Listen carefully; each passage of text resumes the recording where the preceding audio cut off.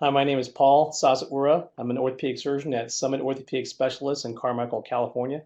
And today I'll be talking about improving outcomes in posterolateral total hip arthroplasty with smart technology. First off, I like using the posterolateral approach.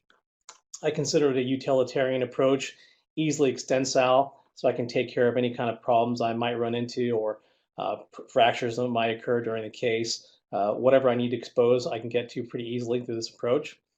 Some other advantages are not needing fluoroscopic imaging during the case for total arthroplasty. I don't need a special OR table. But of course, we all know there's no one best approach to total hip arthroplasty. If there was one best approach, there'd only be one approach. So it always comes down to what the surgeon does best. No matter what the approach, however, the keys to successful total hip arthroplasty are optimal implant positioning and correction of leg length discrepancy. We all know that total hip arthroplasty currently is a tremendously successful procedure. However, the function and survivorship are dependent upon multiple factors. The most difficult aspects of total hip arthroplasty remain cup positioning and leg length discrepancy. Both these obviously directly affect the functional and long-term outcomes of the case and are often, unfortunately, common causes of litigation as well. My rationale for using smart technology or computer navigation is to improve the accuracy of the procedure. There have been multiple studies by now that have been published for both the total knee and total hip arthroplasty literature, which show increased or improved accuracy of placement of implants. The other advantage of using computer navigation is to improve the consistency from case to case. It's essentially another tool available to us surgeons to do the best possible job every single time. When I talk about this technology to patients, I liken it to hanging a picture on the wall in their home. Most people are very familiar with this. They've done it many, many times. They've gotten to be very good at it. Most people can hang a picture on a wall, look at it, and say, that looks center, and that looks level. And because they've done it so many times, they're going to be pretty close to accurate. Total hip arthroplasty is the same thing. As surgeons, we've done this so many times, we've gotten very good at doing it. But if we want to hang a picture and want to be more accurate and more consistent every time we do it, we're going to go ahead and get a tape measure, measure it out, get a leveler, put it on top, and check that picture is level. So again, that's the kind of tool computer navigation is to us surgeons, basically just making us more accurate and more consistent every time. Of course, there's cons to this technology. The biggest one oftentimes can be a big hurdle is the cost. So whether you're talking about a hospital system or a surgery center, there's typically an outlay of cost that can be prohibitive. OR time, typically there's a learning curve to adopting the technology. OR times are often increased once the technology is adopted. However, with continued use and continued or increased familiarity with the system, I found that the usage of the technology becomes time neutral in the case. There's really no time difference between if I do a case with or without computer navigation. There's also the potential risk for pin-related complications, pin site infection, periprosthetic fracture, neurovascular injury. These are all potential complications. I've been using computer navigation since 2004 and over thousands of cases. I can recall one tibial pin site infection for a total knee. I can recall two distal femoral periprosthetic fractures from the pin site, and actually one greater trochanter fracture from a marker placed into the greater trochanter, an older version that was pretty hefty. I've not seen neurovascular injury, however, from the use of computer navigation pins. The pros, of course, for utilizing the technology is particularly helpful when visualization is compromised, particularly if you're a believer in minimally invasive surgery. I personally am one of those surgeons that believes in operating through a keyhole rather than opening the door. So all the time, visualization is less than if you're going to do a traditional full open procedure. Computer navigation certainly allows the surgeon to, quote, see more with the technology to help implant position. Other times that can be very helpful is particularly if there's deformity. It could be a congenital deformity or post-traumatic deformity. computer navigation can be extremely helpful in those situations. Then, of course, in the obese population, by definition, we're going to have less visualization with the soft tissues. And so computer navigation can be extremely helpful in those particular cases. I've done total joint, total hip replacement in obese patients where I initially place the cup to where I think it's going to, or I think the ideal position is. I use computer navigation, and I've been surprised a couple times where I should be in a different position, and I adjust. So again, very helpful for those patients. I think overall, there's a history of increased adoption of the technology in the orthopedic total joint population. The Australian registry mentioned 2.4% use of computer-aided surgery in 2003, increased up to 22.8% in 2012, and that trend is continuing to rise. I'm sure a lot of you, if you attended the Orthopedic Academy meeting this year, have noticed just about every implant company now is investing in computer technology, computer navigation technology, smart technology, robotics. It was very impressive at this year's Academy. And personally, my own opinion is I definitely believe this technology can't make a bad surgeon a good surgeon, but absolutely can make a good surgeon a better surgeon. And I think that's the goal of us as surgeons, to always improve ourselves and do a better job for our patients. OrthAlign specifically, for me, has several pros. It really is ideal for the ASC or outpatient setting. There's no capital outlay to use the OrthAlign technology. These are sterile instruments that are opened up per case. There's no footprint. It doesn't take up any space in the operating room. Some of the other technologies might take up floor space, which in the ASC setting can be a challenge, considering a lot of times those rooms are a lot smaller. Another huge advantage for OrthAlign is that's open platform. So maybe you use a different implant company for your knees or your hips. This is an open platform. You can use it for whichever system you want to use, or even other surgeons in the ASC. It does obviate the need for intraoperative X-ray. In my early years of doing total hip replacement, I would get an intraoperative X-ray to check for implant positioning and see if I was happy. What I found is after using computer navigation after a series of cases and finding out I never really changed anything based on that intraoperative X-ray anymore, I stopped getting them. That was a huge time saver for me in the operating room. It's actually gotten to the point where I've gotten so comfortable with using the technology, I don't even trial. I don't put a trial liner into my cup anymore. I know I'm going to be happy with my cup positioning, the stability, and I'll go ahead and put in my final implant without even trialing, just based on my preoperative template plan. And then lastly, the ease of operation. OrthAlign's a very easy to use system. And again, it addresses the two most difficult and I think most important parts of total hip replacement, the cup position and leg length discrepancy. So I thought I'd go over a case presentation. This is an X-ray of a 75-year-old man who came to me with right hip pain and failed conservative treatment, and I went on to take him to the operating for total hip replacement.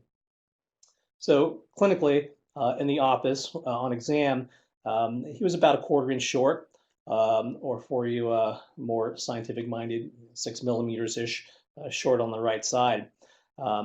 This is determined preoperatively. I do it by just exam, having the patient sit. I line up their nose with the umbilicus with their feet and get an idea of leg length discrepancy.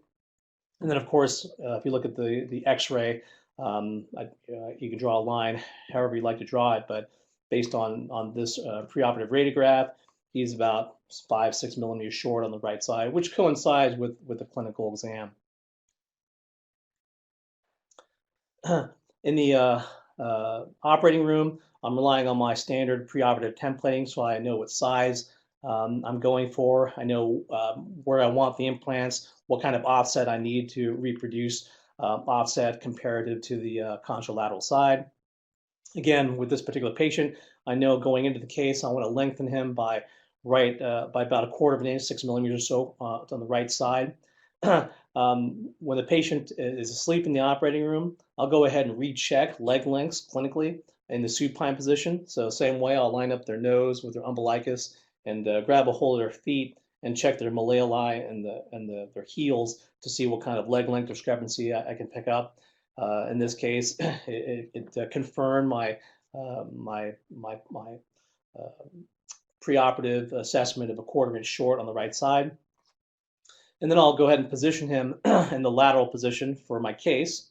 Um, Once in the lateral position, what I like to do is, and this picture shows me lining up his heels, lining up his toes, and then I'll go ahead and feel his patellae in relation to each other. So I know the right lower extremity is a 1/4 inch short. I know that the patellae feel this certain position now, so that when I put in my implants and I recheck the patellae with the legs in the same position, I should be able to feel a change, a lengthening of the right lower extremity. And then, of course, I'm going to depend on computer navigation to confirm my clinical exam.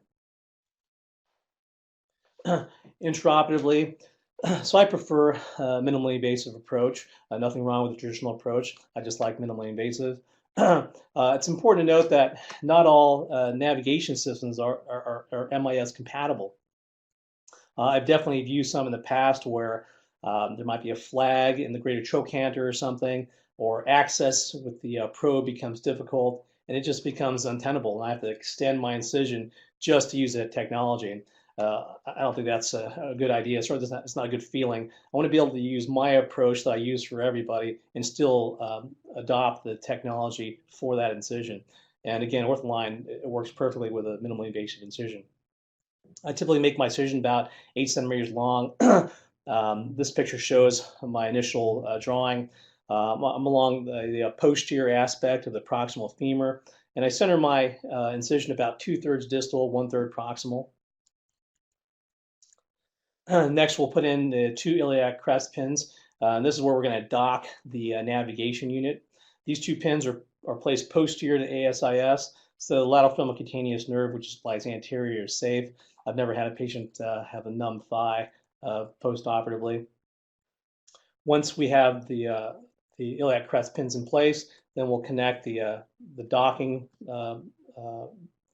unit and then connect on the navigation itself with the calibration probe.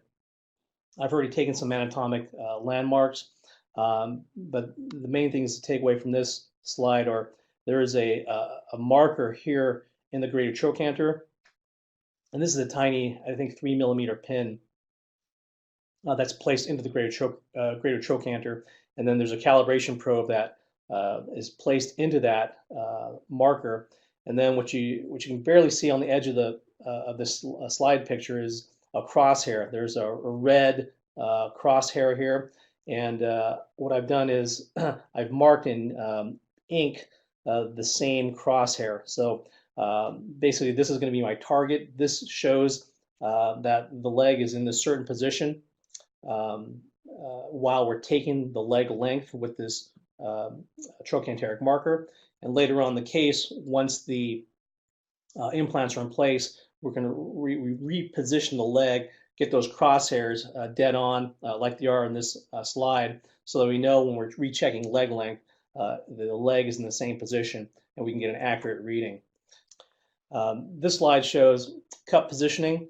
So on the bottom of the slide, this is my hand. I'm grabbing the cup impactor, which is screwed into the cup, which you can't see. It's inside the acetabulum already. But I do an initial fitting of that cup to where I think the ideal position is.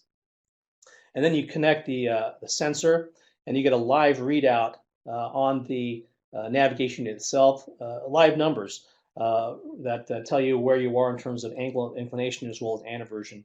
And again, I find these numbers, these values to be extremely accurate. I've been very satisfied with cup positioning with this technology. Once the cup is in place and you get your stem in and put the full construct together, then you're going to reduce the hip. And again, I don't have a slide for it, but we're going to line up the laser crosshair with my marked crosshair on that targeting device onto the distal thigh. Once that laser marker is lined up with my hand-drawn target, I know the leg is in the same position that I initially digitized the leg length, and I'll get leg length data. In this particular case, the OrthAlign navigation unit stated I had lengthened the right lower extremity by 8 millimeters. Again, my preoperative plan was about 6 millimeters. I think 2 millimeters, within 2 millimeters of my plan. I'm very happy with that. Again, clinically, this is this is additional information to my own clinical exam. So I've already checked with the heels lined up and the toes lined up. I'm checking their patelli.